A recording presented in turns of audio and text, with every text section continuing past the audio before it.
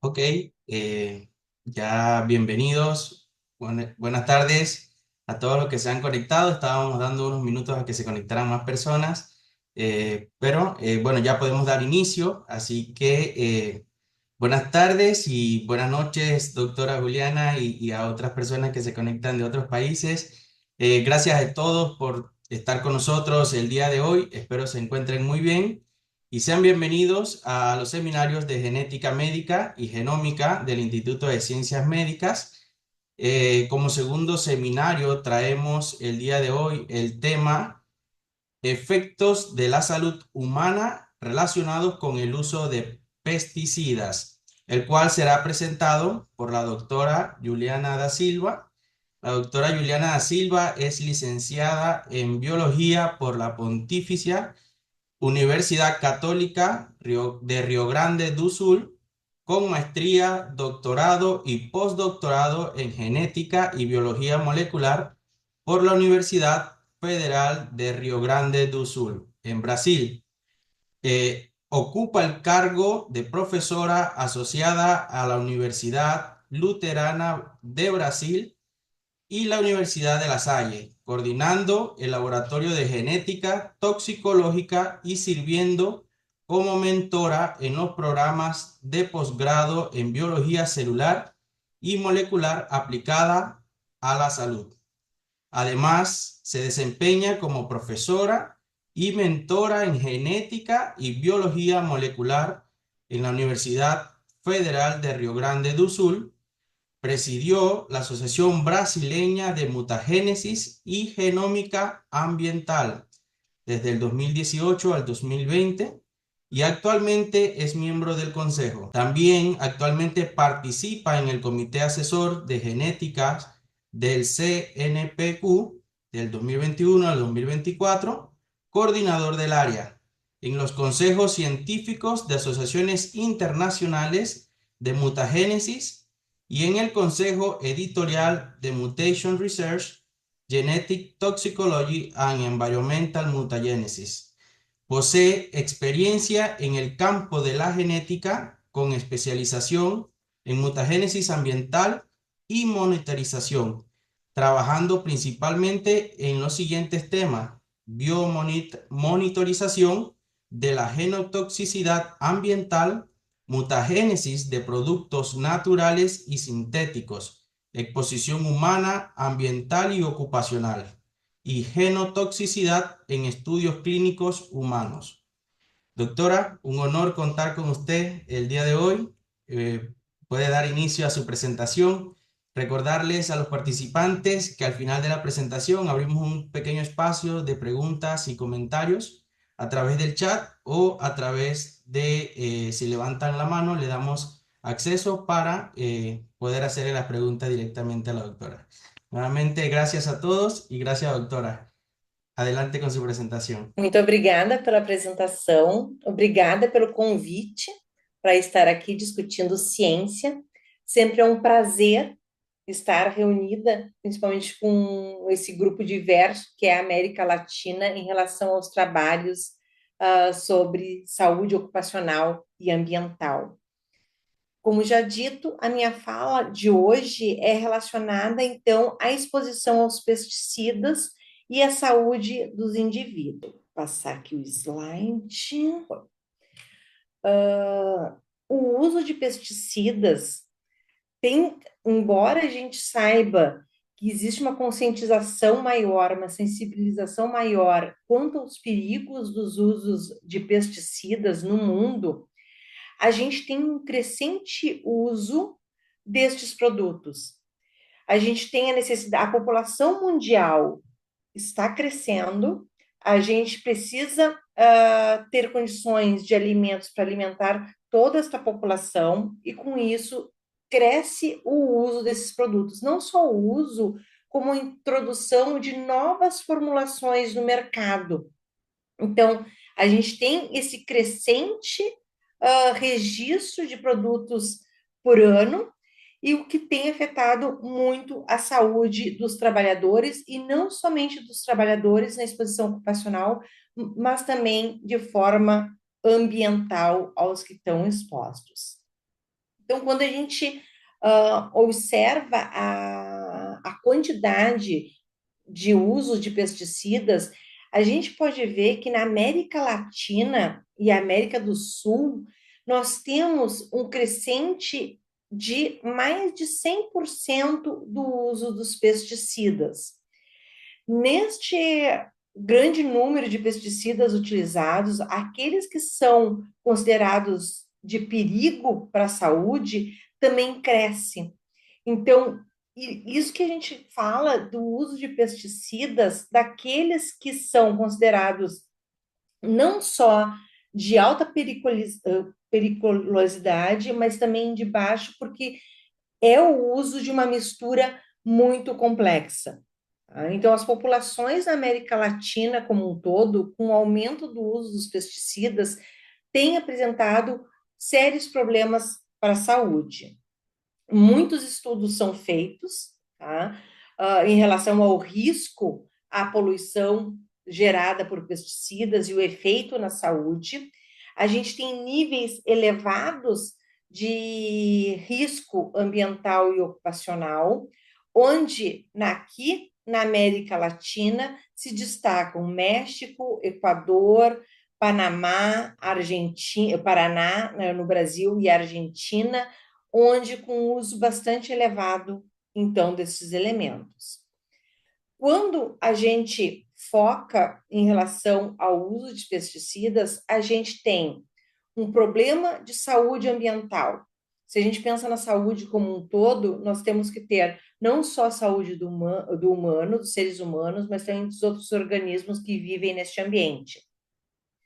Quando a gente fala de saúde ambiental, a gente tem que ter consciência que, diferente de trabalhos que são realizados dentro de laboratórios, onde a gente consegue isolar um ou outro pesticida ou algumas combinações, no ambiente a gente tem misturas complexas, que são aplicadas de diferentes formas.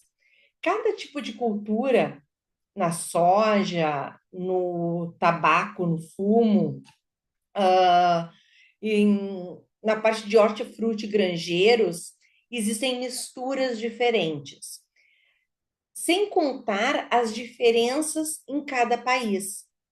Cada país apresenta muitas vezes sugestões de misturas, de mesclas destes pesticidas, que pode levar a consequências diferentes, porque a gente tem que pensar nessas mesclas trazendo efeito antagônico, sinérgico, aditivo em relação à saúde dos indivíduos expostos. Não é de hoje que se sabe da relação dessa mistura complexa desses agentes com a carcinogênese. E dependendo do tipo de mistura que se tem, se pode ter uma influência no desenvolvimento de diferentes tipos de tumores.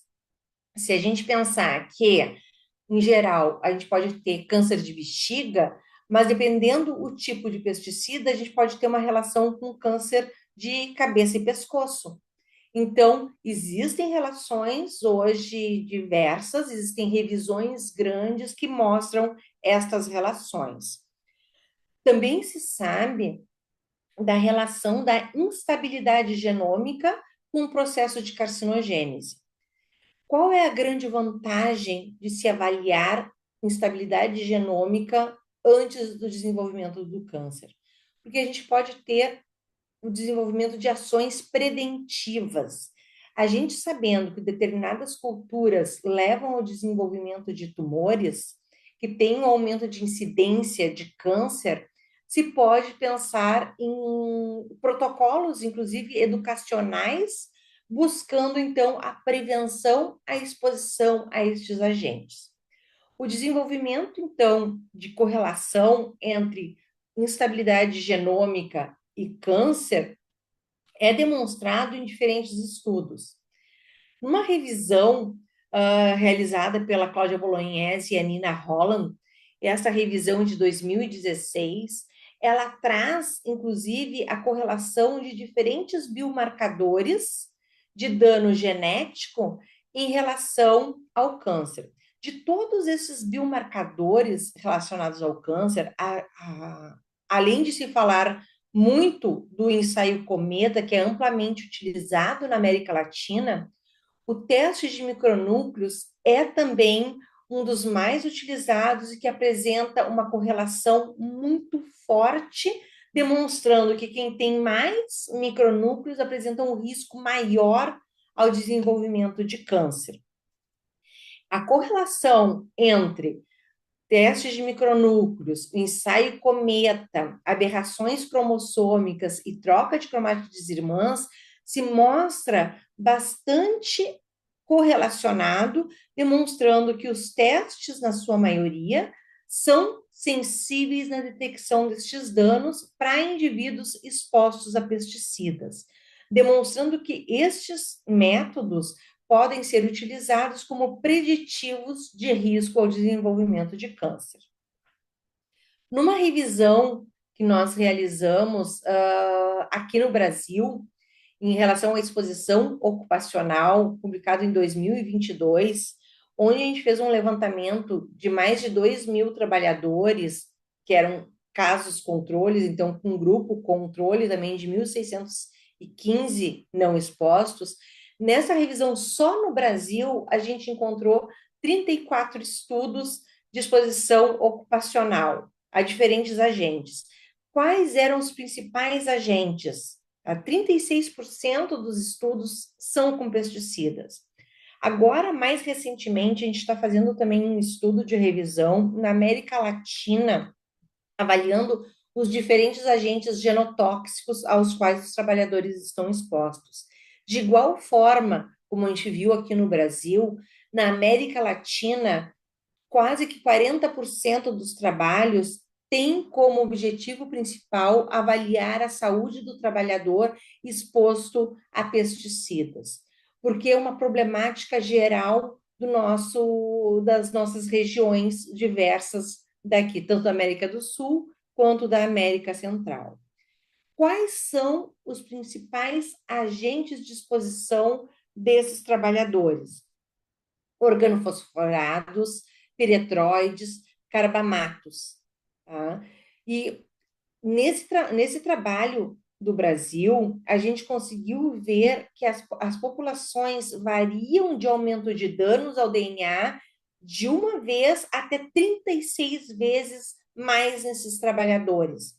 Em média, se a gente não jogar para os extremos, das 36 vezes, em média, a gente tem de 2 a 3 vezes mais danos nesses trabalhadores que estão expostos aos pesticidas que o grupo controle.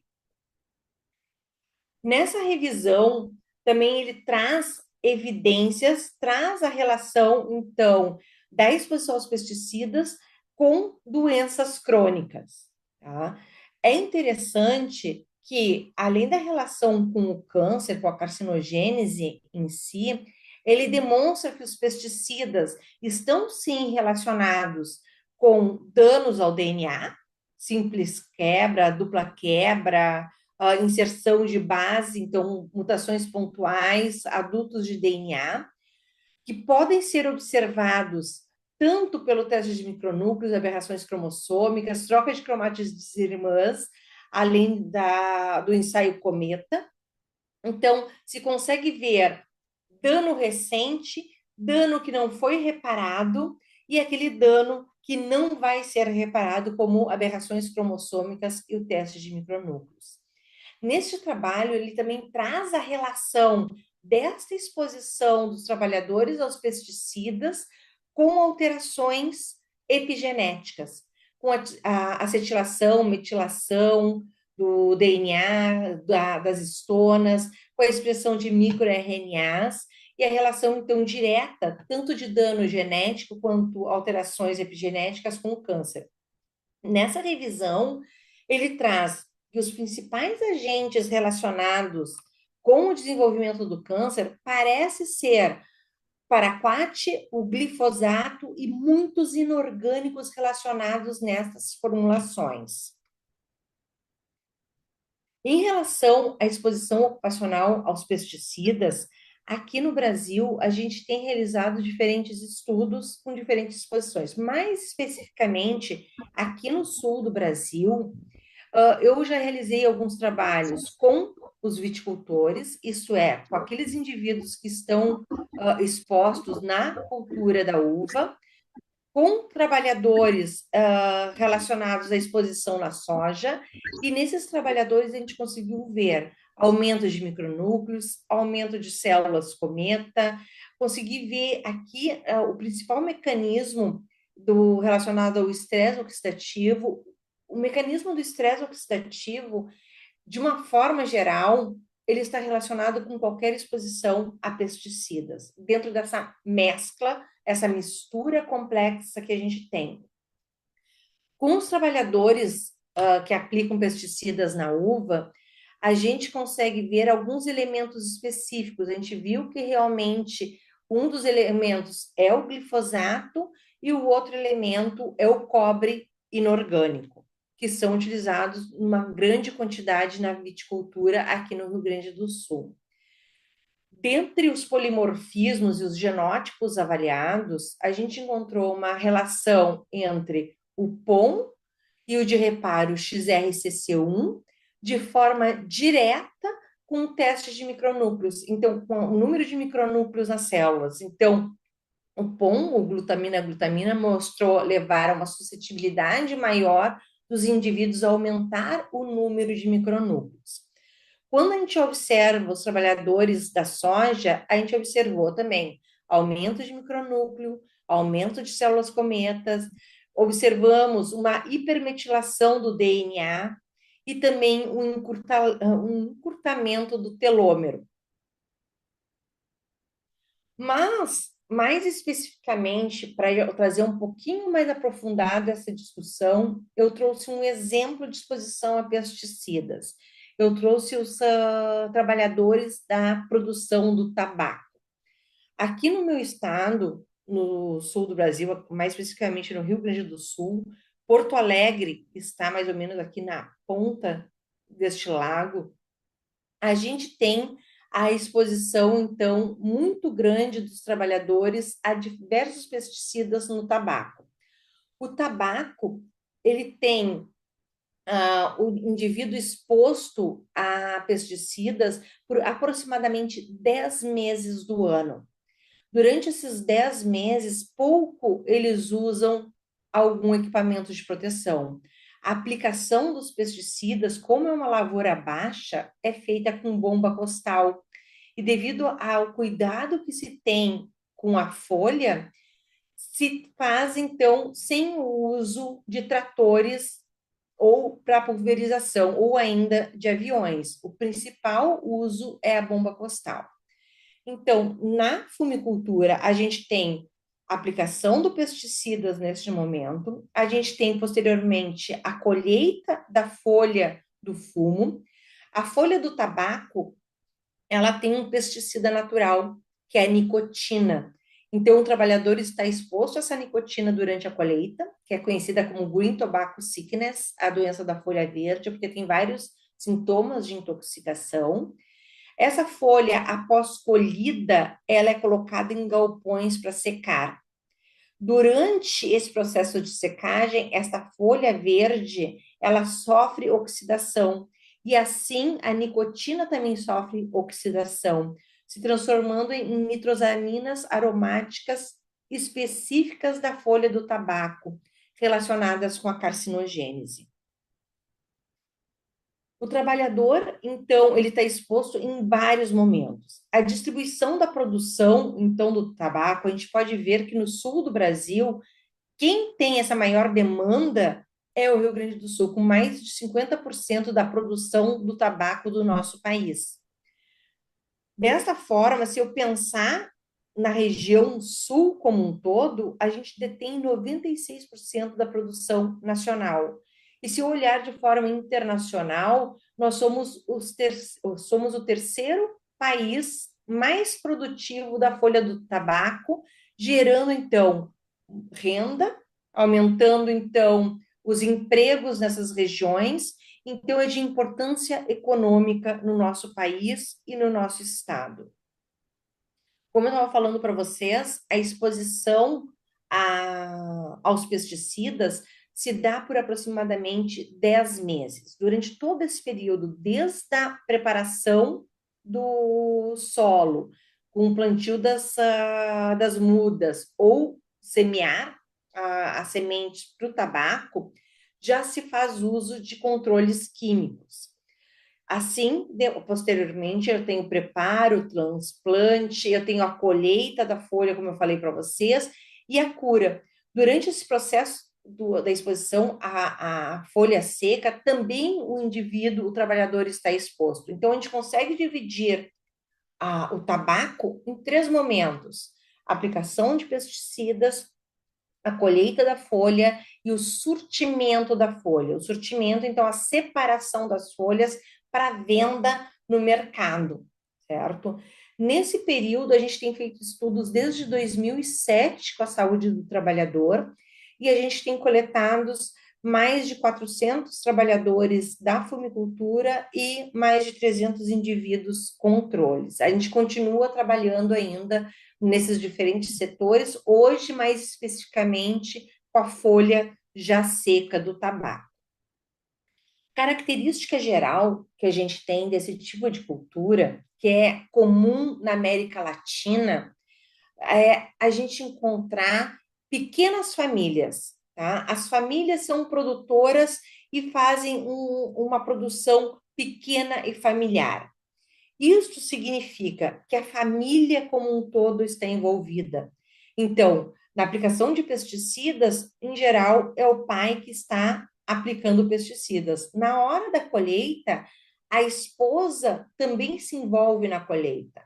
Na hora do surtimento, o filho, se não envolvido de forma direta com o surtimento das folhas, ele sempre está por perto neste momento. E neste momento, a folha ela é de fácil quebra. Isso gera uma grande quantidade de pó, que leva à exposição também por vias respiratórias deste pó do tabaco, aumentando então os danos à saúde, então levando inclusive ao desenvolvimento de doenças obstrutivas crônicas pulmonares. Então, temos o tabaco, a exposição à folha verde, o uso de pesticidas. Na folha verde, a gente tem a nicotina, e na folha seca, a gente tem as nitrosaminas aromáticas específicas da folha do tabaco. Os indivíduos estão expostos de forma clara a três momentos a estes agentes.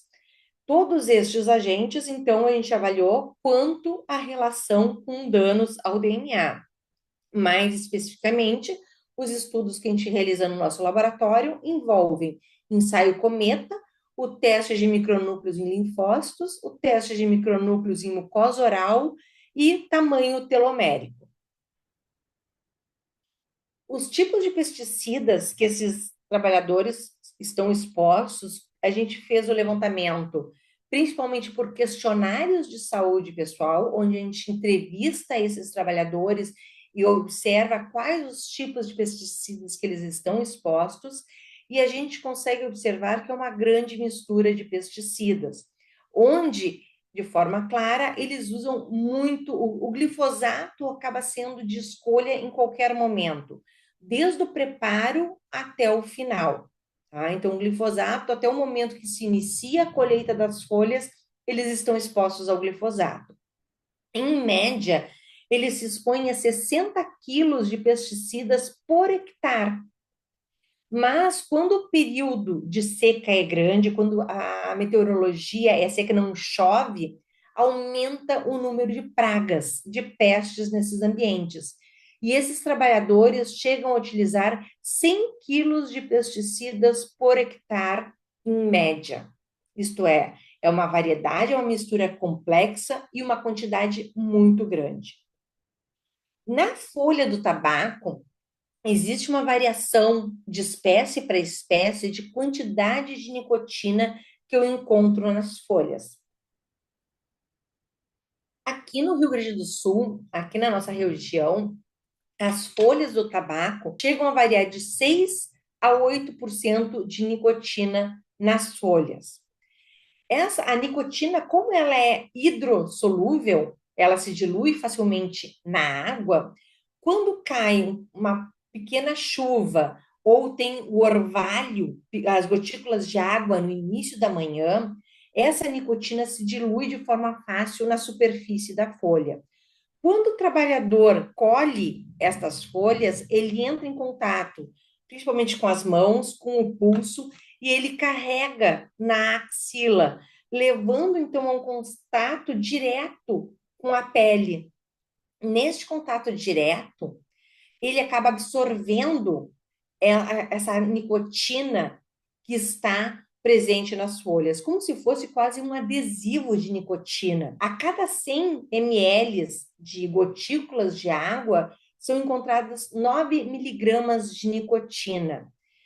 Se a gente pensar nessa quantidade de exposição, um trabalhador, ao final do seu dia de trabalho, ele pode absorver em torno de 600 mililitros de gotículas de água com nicotina, o que significa que ele teria fumado em torno de 36 cigarros. Então, a quantidade de nicotina absorvida pela pele corresponde a de 36 cigarros. Isso leva o indivíduo a ter diferentes sintomas. Como eu falei antes, então é conhecida como Green Tobacco Sickness, a doença da folha verde. O indivíduo, quando começa a colher, e ele não é fumante, e ele absorve essa quantidade toda de nicotina, ele tem náuseas, ele tem dor de cabeça, ele tem tontura, ele tem taquicardia.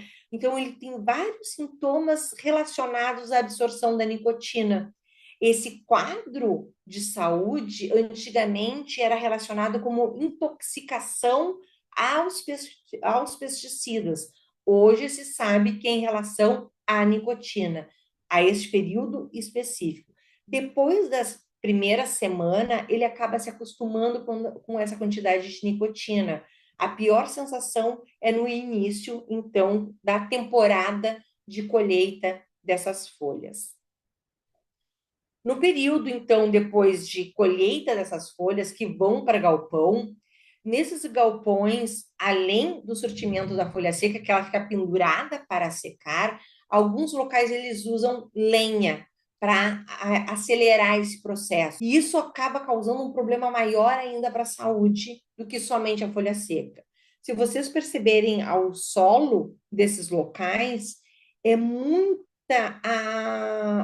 é muito resíduo da folha quebrada que sobra ao solo. Isso gera um local com particulados muito alto, que eles acabam respirando, então, esses produtos, que vai levar, além da absorção dermal dessa nicotina, também pelas vias inalatórias, boca e pulmão como um todo. Além de todo o processo inflamatório relacionado, então, com essa respiração.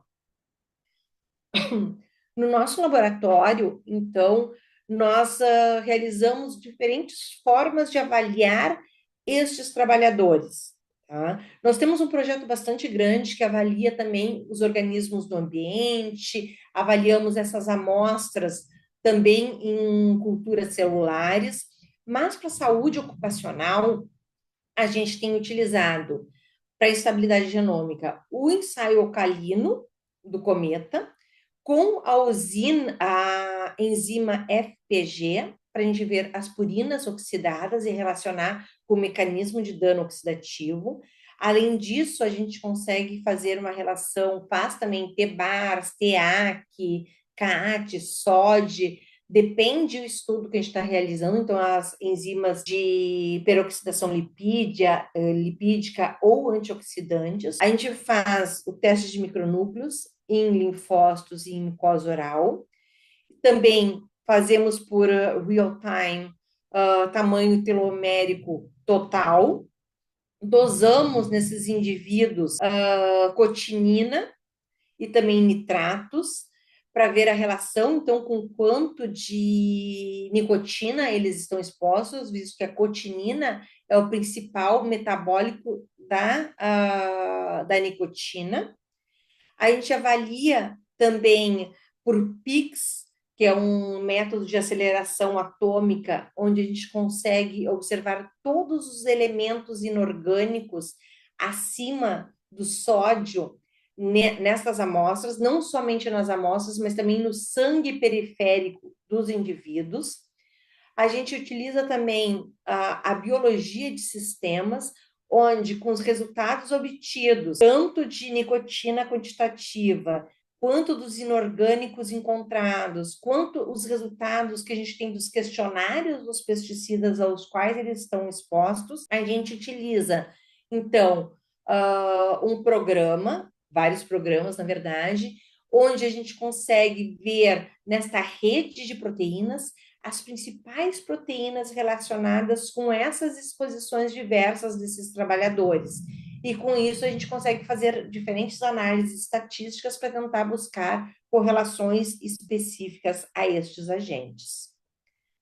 Quando a gente pensa em saúde do trabalhador, é muito comum se pedir o hemograma. O hemograma, se não for um caso de intoxicação aguda ou algum caso específico para esses trabalhadores que a gente acaba usando, a gente não vê uma relação, de uma forma geral, com nenhum desses fatores observados pelos parâmetros hematológicos. O outro teste muito utilizado quando a gente fala de exposição a pesticidas é a colinesterase. A colinesterase, de uma forma geral, ela é muito boa marcadora quando a gente fala de exposição aguda. Quando a gente fala daquele trabalhador que se expôs naquele momento, mas que não tem uma exposição crônica. Quando a gente vem para o trabalhador que está exposto na cultura do tabaco, que tem uma exposição de 10 meses a diferentes agentes químicos, a colinesterase parece não estar envolvida, não tendo uma diferença significativa com um grupo não exposto. Então, para o tabaco, ele não traz uma associação. Quando a gente tem um olhar para o indivíduo exposto aos pesticidas e tenta observar os elementos inorgânicos, a gente observa que os que estão aumentados de forma significativa nos trabalhadores expostos aos pesticidas é o sódio, o potássio, o enxofre, o cloro, o potássio. E se compararmos com a formulação de muitos desses agentes utilizados, a gente consegue fazer uma associação entre esses elementos. O ensaio cometa e o teste de micronúcleos em linfócitos, estes trabalhadores de exposição aos pesticidas, a gente consegue ver aumento tanto pelo ensaio cometa quanto pelo teste de micronúcleos em células binucleadas. Então, levando a uma instabilidade genômica, um dano observado tanto pelo ensaio cometa quanto pelo teste de micronúcleos. É interessante se observar que quando a gente avalia e pergunta nos questionários se eles fazem uso de equipamento completo de proteção, muitos deles são bastante sinceros e colocam que não fazem uso desses equipamentos ou que usam não de forma completa, que usam pelo menos a bota, a luva e uma capa. Alguns usam até mangas compridas. O que a gente observa é que aqueles indivíduos que não fazem uso têm maior quantidade de micronúcleos que aqueles indivíduos que utilizam alguma coisa de proteção à saúde deles, mostrando a importância do uso de equipamentos de proteção. O tamanho telomérico se mostrou reduzido nos trabalhadores expostos aos pesticidas. Quando a gente junta esses dados de telômero com exposição na biologia de sistemas, então, quando a gente colocou os elementos inorgânicos, os pesticidas de exposição e a própria nicotina, a gente consegue ver que os principais elementos envolvidos com a redução do telômero foram nicotina, o mancozeb, o óxido cúprico e o pendimetralin, tá? Foram os principais elementos. A gente pode ver que tanto a nicotina quanto os pesticidas sintéticos, eles levam a uma redução do telômero por bloqueio da atividade da telomerase, por caminhos diferentes. Enquanto a nicotina aumenta a produção da proteína AKT1 e a via de ubiquitinação para redução, para bloqueio da telomerase, os pesticidas sintéticos bloqueiam a AKT1 e bloqueiam a atividade da UPS, mas levam ao mesmo bloqueio da atividade da telomerase. Então, a biologia de sistemas, ela vem para nos ajudar a entender esses mecanismos de danos celulares. Quando a gente avalia ainda a relação dos telômeros desses indivíduos com diferentes fatores nutricionais e também polimorfismos, a gente conseguiu ver algumas relações com o TERT e com aquele relacionado com o folato também, com gene relacionado com a parte de metabolização do folato.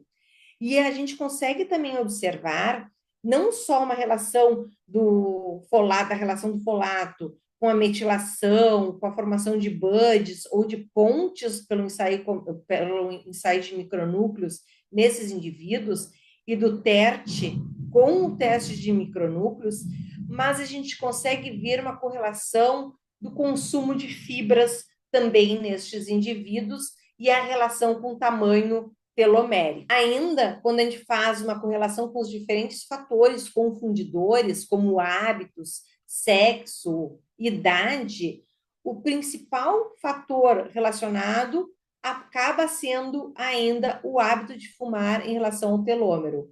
A gente consegue ver que tanto ex-fumantes quanto aqueles que são fumantes acabam influenciando o tamanho telomérico, claro que além da exposição. Então, o hábito de fumar, junto com os pesticidas de exposição, acabam influenciando, então, porque eles fazem um histórico da vida, do envelhecimento desses indivíduos em relação ao tamanho do telômero.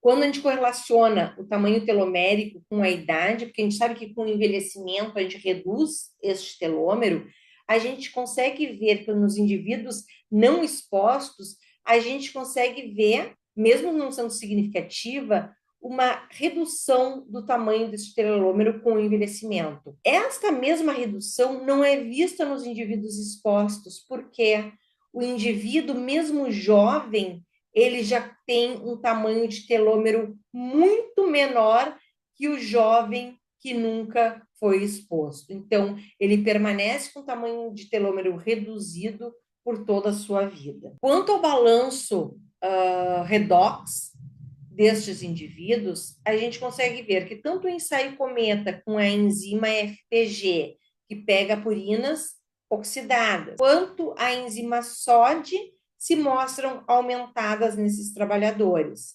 Quando a gente vê peroxidação lipídica, também é aumentado nesses trabalhadores, mostrando a relação com o dano genético sendo um mecanismo principal relacionado ao dano oxidativo. Quando a gente observa agora em relação à colheita da folha e o surtimento da folha, que ele tem um contato direto com a folha, isto é, direto com a nicotina, a gente pode ver que a cotinina está elevado nesses trabalhadores, tanto da colheita quanto do surtimento.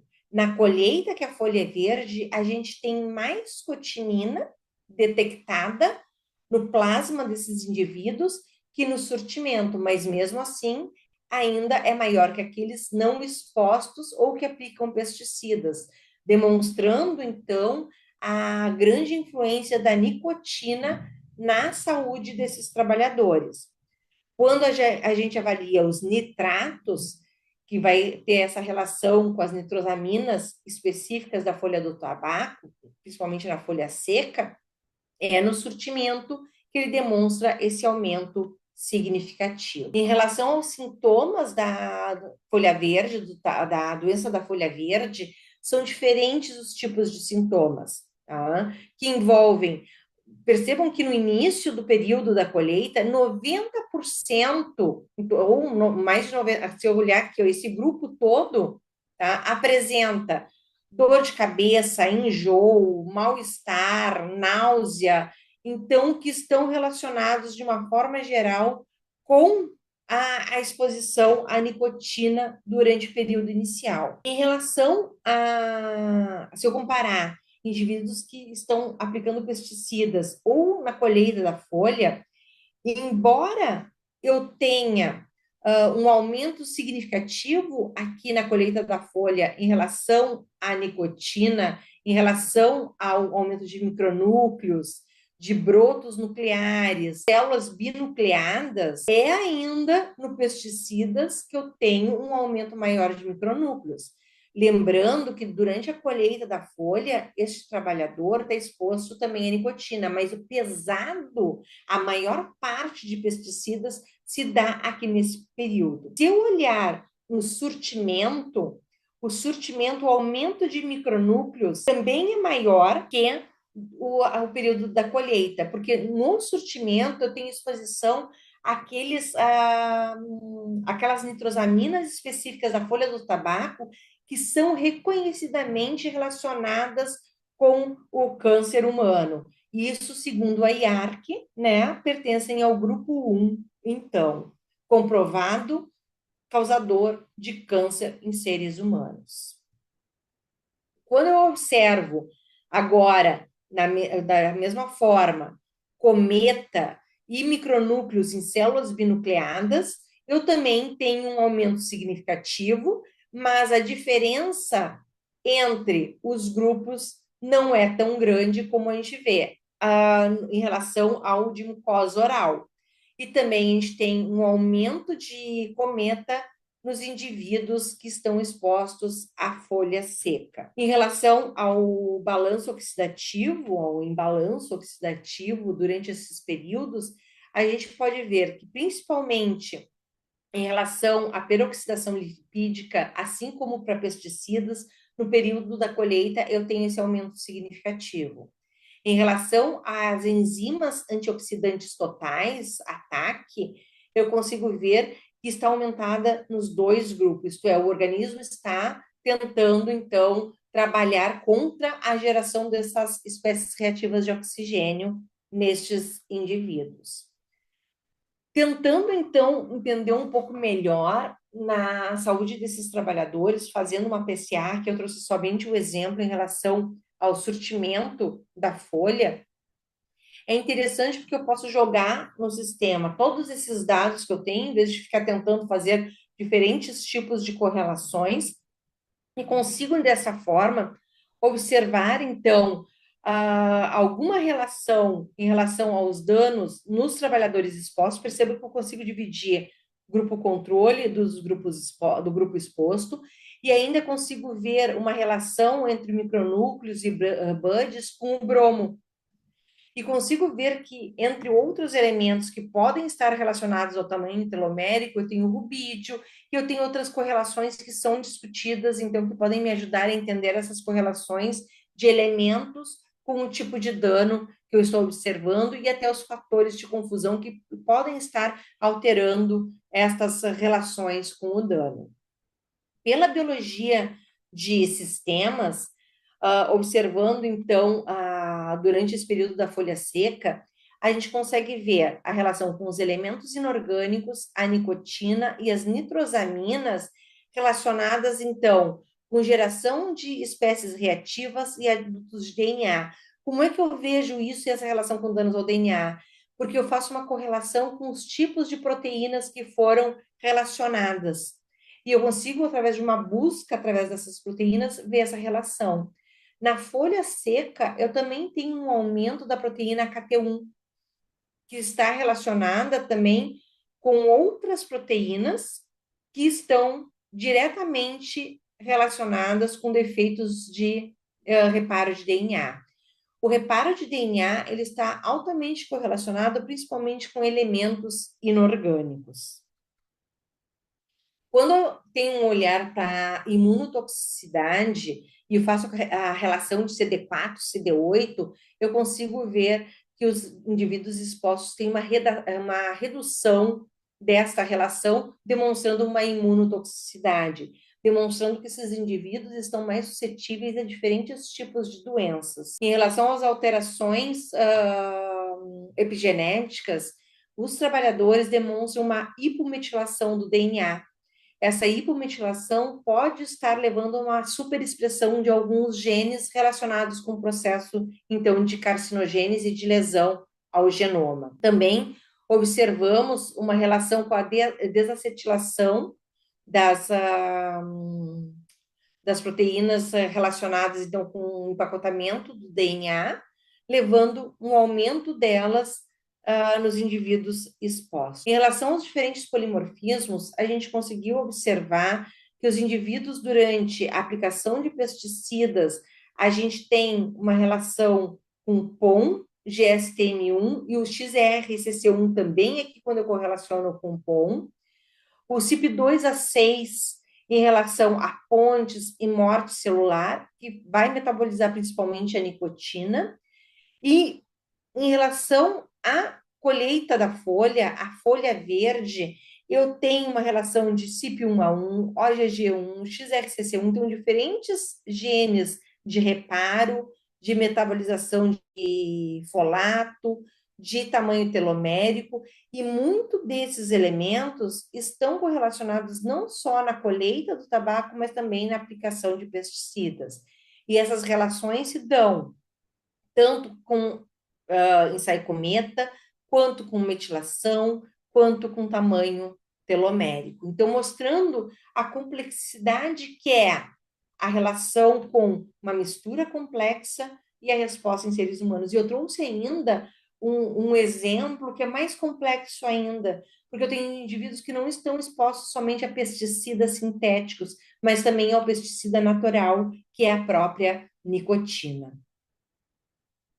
A gente encontrou também alguns fatores confundidores relacionados com essas respostas, como a idade nos indivíduos expostos aos pesticidas ou a folha verde, influenciando a quantidade de micronúcleos, o sexo em relação à doença da folha verde, mostrando as mulheres como mais sensíveis através do ensaio cometa, o índice de massa corpórea em relação aos indivíduos expostos aos pesticidas, demonstrando influenciar a quantidade de células cometa, a dieta, mostrando uma relação com o consumo de fibras, folato e B12, tanto com micronúcleos quanto com tamanho teloméricos, o hábito de fumar em relação à exposição aos pesticidas relacionado ao tamanho telomérico, além, como eu mostrei para vocês, os diferentes genótipos podendo influenciar de diferente forma a quantidade de danos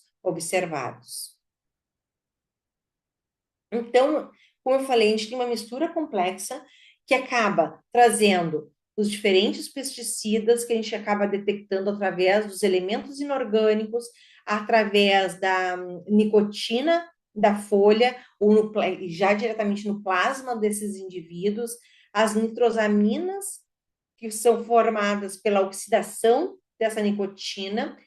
Toda essa mistura complexa acaba tendo uma relação com dano ao DNA e alterações epigenéticas pelo principal mecanismo, que é o estresse oxidativo.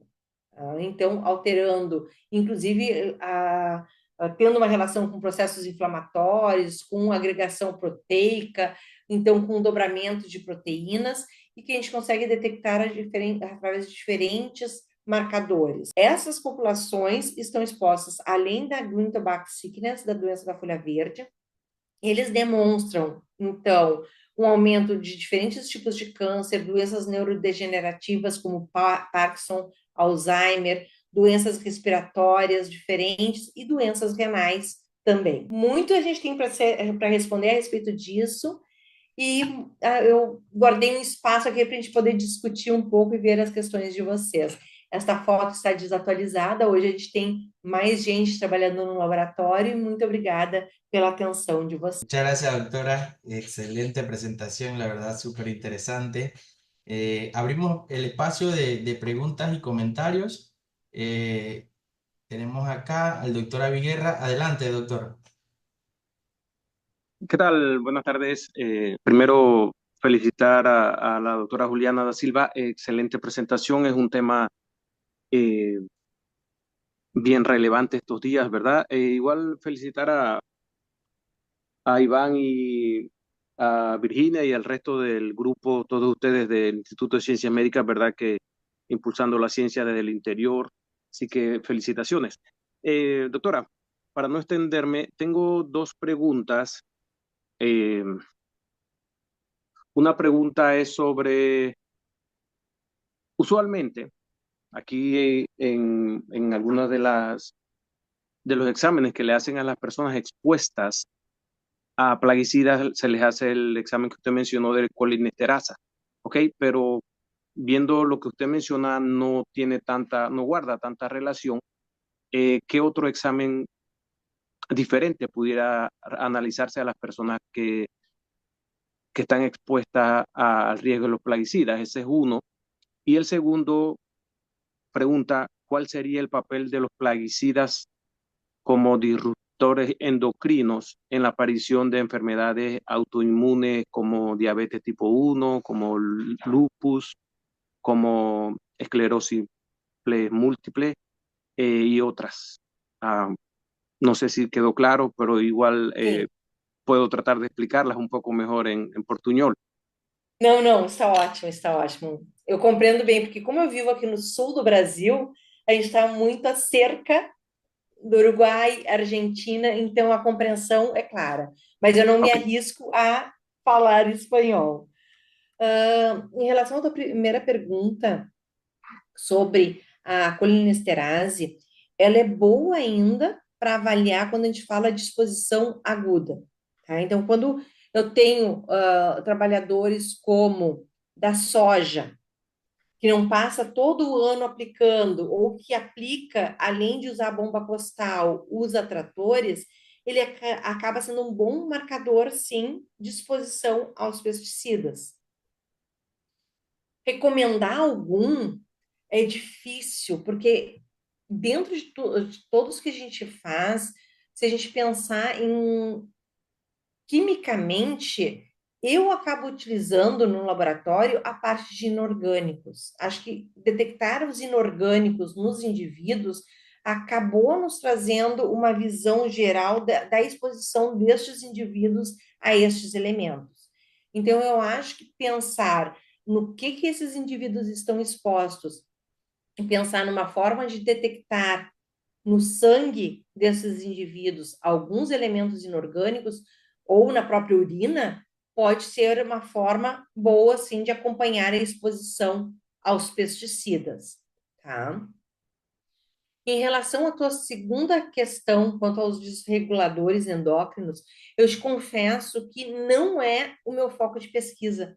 Eu acabo não tendo esse olhar para estes elementos e eu não saberia realmente te explicar, trazer alguma resposta para ti de forma específica aos desreguladores endócrinos e à saúde desses trabalhadores que a gente trabalha, porque eu não usei nenhum marcador específico para isso de saúde destes indivíduos para avaliar este ponto de forma específica.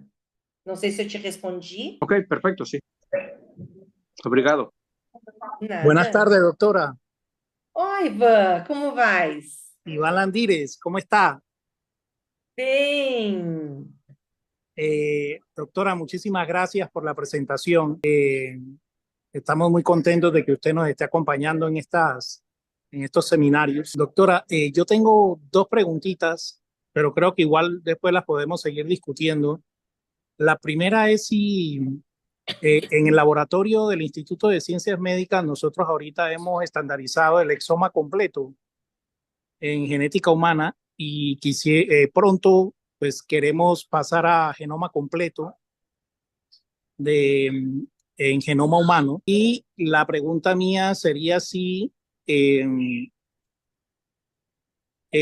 interesante utilizar los marcadores de toxicología genética en poblaciones expuestas y controles y al mismo tiempo hacerles análisis de exoma completo y de genoma completo buscando variantes genéticas de asociación a daño por biomarcadores de toxicología genética. Es decir, si algunas variantes genéticas podrían estar en relación con mayor cantidad de micronúcleos o de eh, daño por efecto del ensayo cometa o por acortamiento de telómeros y, por ejemplo, algunas variantes tendrían correlación. Y lo otro, si en esa misma línea se podría utilizar pequeños RNAs usando qPCR, también haciendo un pangenoma para tratar de buscar estos biomarcadores que se podrían asociar o correlacionar también con daño tóxico, con daño por toxicología genética, con los biomarcadores de toxicología genética. Y lo otro, si usted conoce algún estudio aparte del estudio Chamacos, que se está llevando a cabo en Estados Unidos, que es un estudio que toma a los niños desde el nacimiento y les da seguimiento con marcadores clínicos, marcadores eh, de toxicología genética y en algunos casos también con marcadores de genéticos. Entonces, ¿se conoce algún otro estudio que se esté impulsando en alguno de los países latinoamericanos?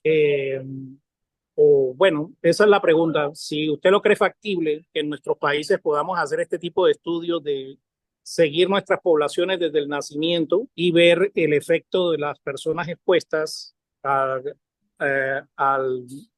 bueno, seguir los niños desde el nacimiento hasta los 5 años, por ejemplo, con todos los marcadores clínicos y aparte los marcadores de toxicología genética y los marcadores genéticos con variantes genéticas. Y usted disculpe si la pregunta fue muy larga. Disculpe. Gracias. Eu vou ver se eu lembro de todas as perguntas, Ivan. A primeira em relação a espaçoma, em relação ao genoma completo e em relação aos microRNAs, acho excelente. Se a gente é rico e pode fazer tudo isso, eu acho fantástico. São metodologias muito caras, né, Ivan? E muitas vezes nem todos os laboratórios na América Latina têm condições de fazer esses métodos. Eu acho que a gente vai avançar para fazer estudos maiores desta forma. Eu acho que pode ser muito interessante mostrar essas relações, a gente pode ir de forma direta, porque a gente entender o genoma como um todo e tudo que está sendo alterado e poder direcionar, então, o que se faz e o tipo de metodologia que se faz, eu acho que é o futuro, tá, Ivan? Da mesma forma, eu acho que é o futuro esses trabalhos mais epidemiológicos, esses trabalhos que a gente consegue também acompanhar as crianças desde o nascimento por toda a vida, para entender o que acontece. Sabe que na América Latina a gente tem muito mais estudos que no resto do mundo que avaliam mães e crianças, mais do que em qualquer outros lugares. Então, a gente tem em relação aos pesticidas também alguns estudos que mostram isso, essa relação com sangue de cordão umbilical, com a mãe, a quantidade de danos, a correlação com alguns inorgânicos no leite materno, na criança, na mãe. Então, tem relações muito interessantes. De trabalhos que nem esse que tu falou dos Estados Unidos, eu sei que tem algumas iniciativas. Aqui, agora eu não vou lembrar ao certo qual é o país aqui da América do Sul, mas tem um grupo que estava começando a fazer um acompanhamento de crianças também ao nascimento, para fazer então esse acompanhamento por toda a vida destes indivíduos. Até foi discutido isso recentemente num evento de toxicologia aqui no Sul. Então, eu acho que era isso, né, Ivan? Não sei se eu fui muito sintética ou se eu te respondi. Sí, doctora, muchas gracias. Muy amable. Nada. Estamos hablando. Gracias. Gracias. Muchas gracias, doctora. En el chat había una pregunta por parte del profesor Alexis. Pregunta qué genes están asociados a contaminación con plaguicidas y su relación con estrés oxidativo. Y bueno, pregunta igual asociado a lo que son los disruptores endocrinos. Certo. Se a gente falar de estresse oxidativo, então, dos desreguladores endócrinos, como eu falei, para mim é difícil responder, porque eu não tenho nenhum marcador específico para isso. Mas em relação ao estresse oxidativo e os genes afetados, a gente conseguiu ver os diferentes polimorfismos que podem estar assim, relacionados com dano oxidativo também, tá? Se a gente pensar em mecanismos de danos celulares, o estresse oxidativo está relacionado com a maior parte das exposições a agentes genotóxicos. Então, a gente vai ter estresse oxidativo com os mais diferentes tipos de agentes. Além disso, quando eu tenho fatores como processo inflamatório, ele retroalimenta ainda o estresse oxidativo. Então, eu tenho o estresse oxidativo, que gera processo inflamatório, e o processo inflamatório que gera espécies reativas de oxigênio. Então, existe uma retroalimentação. O dano oxidativo, a gente tem que apostar em alguma forma de mecanismo de danos, eu vou para o estresse oxidativo. E a gente viu com a enzima FPG e o Cometa, a gente vê uma prevalência de purinas oxidadas em relação a esse tipo de exposição de misturas complexas. Hola. Buenas Olá, tardes, doctora. ¿Cómo está? Mucho gusto. bem contigo. Soy Virginia. Tuve la oportunidad de conocer a Leticia. Gracias Ah, sim. por su colaboración. Estamos muy contentos de poder pues tener colaboraciones con usted. Una excelente presentación. Em, tengo dos pequeñas preguntas. Si usted tiene conocimiento o tiene alguna referencia, sí, porque acabo de entender, gracias a su explicación, de que depende mucho del tipo, no solamente es el pesticida que se esté utilizando, sino el tipo de trabajo que realice la persona. Si él recolecta, si él fumiga, si él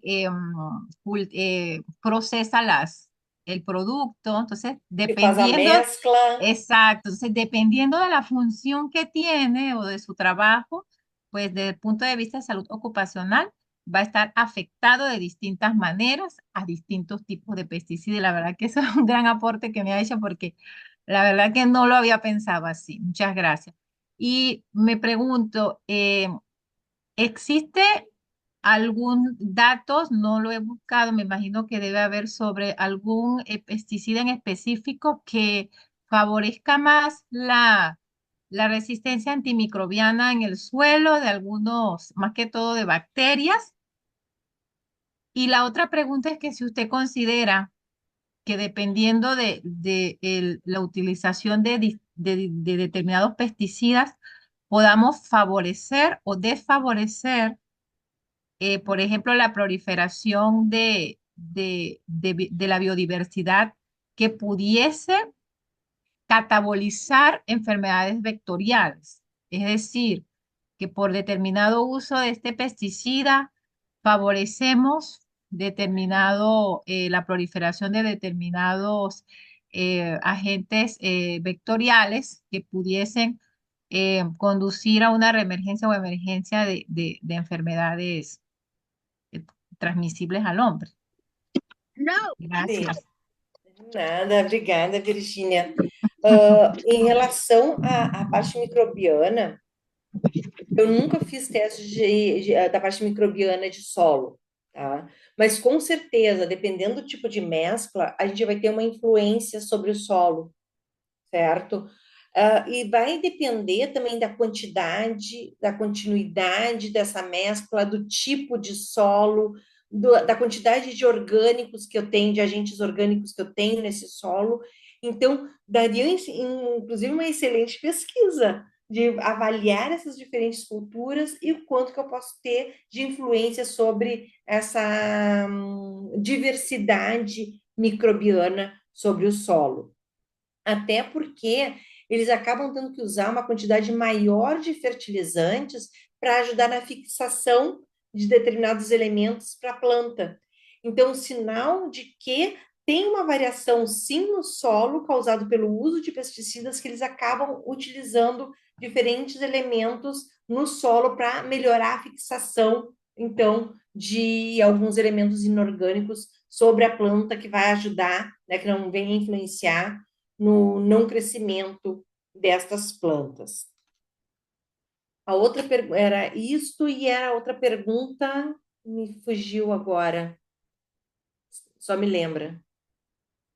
Era a diversidade da microbiota, da microbiana. Que pudiese favorecer por ejemplo, comunidades de roedores o comunidades Ah, de... sim, sim. Eu acho que pelo contrário, Virgínia. Eu acho que mata tudo. Eu Mm, acho que acaba eliminando. ah, a gente já conseguiu ver algumas vezes a própria. Tem um pequeno roedor, não sei se. Eu acho que vocês têm aí também preá, que é um pequeno roedor que não tem cauda, não tem cola, né, que vive em algumas plantações. O que a gente observa é que esses roedores acabam saindo do meio dessas plantações e vão mais para a região de borda dessas plantações. Então, a gente tem, assim, uma alteração de populações que vivem nessas regiões, provavelmente por esses pesticidas. Tanto é que essa mistura, essas mesclas que se usa muitas vezes nas culturas, na agricultura, muitos desses pesticidas, como o próprio glifosato, ele é usado para matar o mosquito da dengue, da malária, nas comunidades, passando e fumigando nas casas, para eliminar esses organismos, inclusive das casas. O que a gente pode ter, sim, é uma seleção onde os mais resistentes vão sobreviver, que não vão ser afetados mais por esses pesticidas, e a gente vai ter uma superpopulação de alguns desses vetores, como o mosquito da dengue, por exemplo, ou da malária. gracias. Nada. ¿Qué tal, doctora Da Silva? Avi Guerra nuevamente. Eh,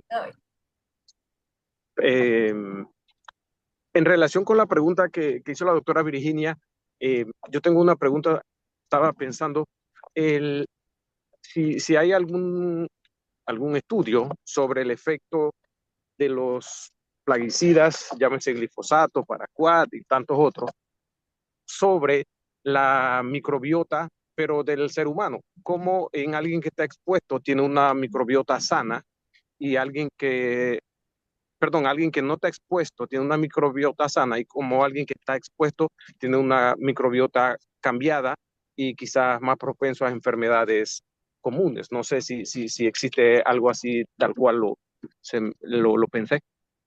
É uma pergunta super interessante, Abi. Por quê? Porque hoje a gente tem visto, por exemplo, que indivíduos que estão, que têm Covid, tá? Que foram contaminados pelo vírus e que desenvolveram a doença tanto de uma forma crônica quanto a forma aguda, muda a microbiota pelo uso de medicamentos, tá? Por que não pensar? Eu nunca li a respeito específico em relação aos pesticidas, mas eu tenho certeza que acontece essa modificação, tá? Mesmo a gente não achando referência, mas com certeza tem alguma referência sobre a microbiota. É uma área que tem crescido muito, porque hoje se associa muitas das doenças a essa microflora, né? Que a gente tem essa microbiota que a gente tem intestinal, principalmente, porque vai influenciar a absorção de certos elementos da dieta. Então, vai acabar influenciando também a instabilidade genômica, porque a gente sabe que alguns desses elementos estão relacionados com o equilíbrio, a não indução de danos genéticos, né, a manutenção da saúde do indivíduo, e a alteração da microbiota, sim, deve estar ocorrendo com o uso de pesticidas, né, para esses trabalhadores, e não somente de forma direta, porque aplicam, mas também pela própria alimentação deles, que com certeza acaba tendo uma contaminação mais próxima, porque quem faz cultura, por exemplo, de tabaco, de soja, em geral tem uma horta em casa. E essa horta em casa acaba sendo contaminada por todos esses agentes que eles estão usando, porque eles consomem de forma direta esses alimentos que eles mesmos acabam produzindo. Então, deve sim afetar Eu não li nenhum artigo de revisão em relação aos pesticidas. Até é uma área que vem me interessado bastante nos últimos tempos, e eu quero dar uma olhada sobre isso. Eu sei que para a Covid existe uma alteração da parte desses microelementos que estão levando a uma associação, inclusive, com o desenvolvimento de Covid crônica. Ok, muchas gracias. Nada. Sí, en verdad, al final, con tantos plaguicidas que se utilizan en la agricultura convencional, que por supuesto no es la única solución, hay agricultura regenerativa, orgánica y demás, pero eso es otro tema, al final todos estamos expuestos, Sí. porque, por ejemplo, en Panamá se consume mucho arroz, somos unos come arroces literalmente. Al consumir el arroz, que al arroz le tiran muchos plaguicidas, al final tú también, aunque no estés dentro de una finca, dentro de un campo, también vas a estar expuesto, ¿cierto? Certo. Ok, Dele, muchísimas gracias. Sabe que é importante a gente sempre pensar também que o trabalhador, se ele seguisse as orientações corretas de uso, porque todos esses pesticidas passaram por validação nos nossos países para uso na agricultura. Se eles usassem de forma correta e a quantidade indicada e as mesclas, as misturas recomendadas, a gente não teria tanto problema. Acontece que o trabalhador, mesmo recebendo uma orientação do agrônomo, ele acaba tomando decisões por conta, aumentando um pouco a quantidade, colocando mais um elemento na mistura, porque o vizinho falou, e depois, como tem que ter um aumento de produção, colheita e encaminhar para venda logo em seguida, eles não respeitam o período necessário para a degradação desses elementos. Então, a gente acaba chegando à nossa mesa com muitos desses elementos.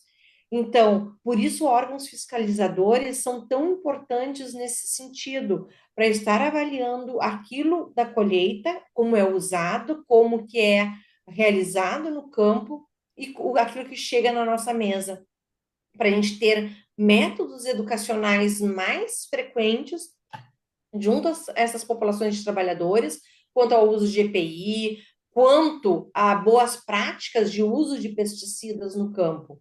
E isso facilitaria muito o nosso consumo depois, nós consumidores finais, em relação a esses elementos também. Ok. Excelente, doctora, muchas gracias. La verdad que ha sido una presentación magnífica, muy interesante este tema.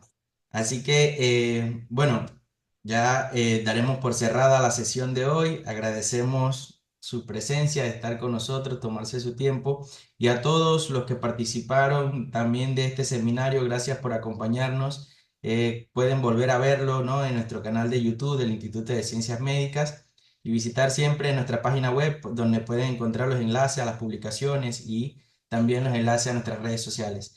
Entonces, y estén pendientes al próximo seminario. Muchas gracias, doctora. Gracias, que tenga una feliz noche. Eu que agradeço a todos vocês, a todos que estão aqui, me escutando também. Obrigada pelo convite e por poder estar aqui nesse momento discutindo com vocês. Um abraço a todos. Gracias, igual. Bueno, gracias a todos. Que tengan una feliz noche. Saludos a todos. Gracias.